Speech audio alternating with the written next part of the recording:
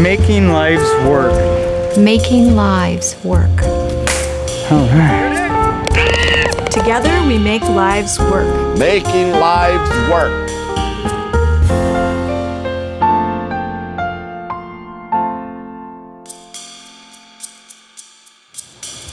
Ah, what a beautiful day. Every day, Norman Glock counts his blessings. He's especially thankful for his quick-thinking sons. Twice my lungs shut down when I was at HCMC.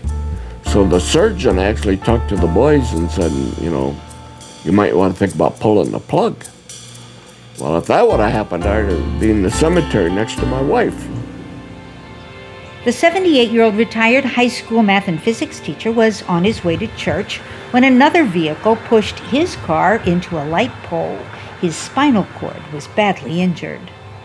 One of my sons asked me some questions.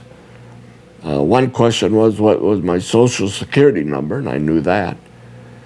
And then he asked me what the mathematical value of pi was. I knew that. So he said, well, his brain isn't dead. We're not going to pull the plug. So here I am. I think it's kind of a miracle that he's actually walking.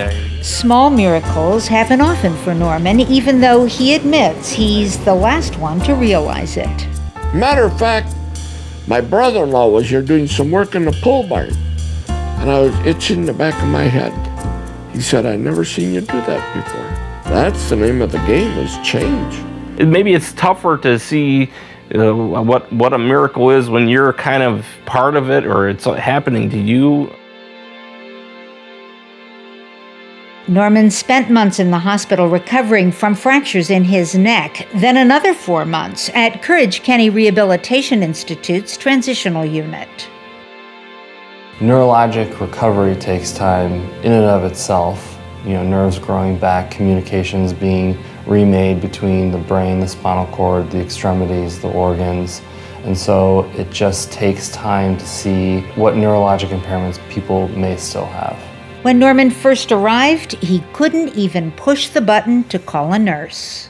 But the good Lord gave me a voice, so I'd yell. And I was at the end of the hallway. They could hear me. They said, I hear you, we're coming. The inability to move your arms or legs may not necessarily be permanent for everybody. When we have patients in rehab, every little movement you get back counts. After 3 months, the halo came off. And after that, I just started moving my head. And we can capitalize that with hard work, exercise, being engaged in therapy, and optimizing neurologic recovery. That's it. You want to get back to being an independent, Another high five. healthy adult, and I think Courage Kenny has done a big part of that. They were gifted people. They had excellent training. They had good attitudes. Just positive. Okay, I've gone 3/100 of a mile. I only have to go, 100 times further. At Courage Kenny, the staff provides a lifelong continuum of care to help people with spinal cord injuries every step of the way. While some individuals, like Norman Glock, may gain increased mobility, others may see positive changes in how they are able to function with a spinal cord injury in their home environment. You might still have limited mobility, still have limitations in walking. We can still get you back to the activities that you liked to do prior to your injury. That's the whole point of our continuity of care, is to get you back to the life that you had before. I think our spinal cord injury patients are overwhelmed, and their caregivers as well. They can easily fall through the cracks, and I'm here to make sure that doesn't happen. Hi Mary, my name is Anna. I'm the Spinal Cord Injury Care Coordinator with Courage Kenny. A care coordinator assists individuals with spinal cord injuries for 2 years after they leave the hospital.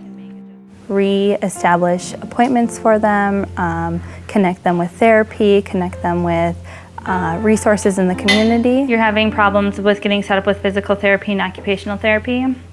Well, I can help with that. 3 months after their inpatient rehabilitative care ends, 100% of individuals say they can move around their homes and communities independently. Norman used the program to reconnect himself with physical activity, getting into the gym, making sure he's not losing anything and he's just making gains. Oh, he's pumping iron, he's building muscle, he's cooking with gas, as they say.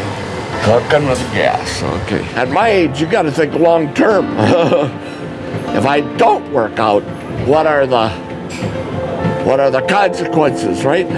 After his accident, Norman dreamed of being able to walk the entire length of his hobby farm. Friday before Turkey Day last year, I walked a half mile in the gym, but I didn't stop, and I didn't rest, and I didn't sit down.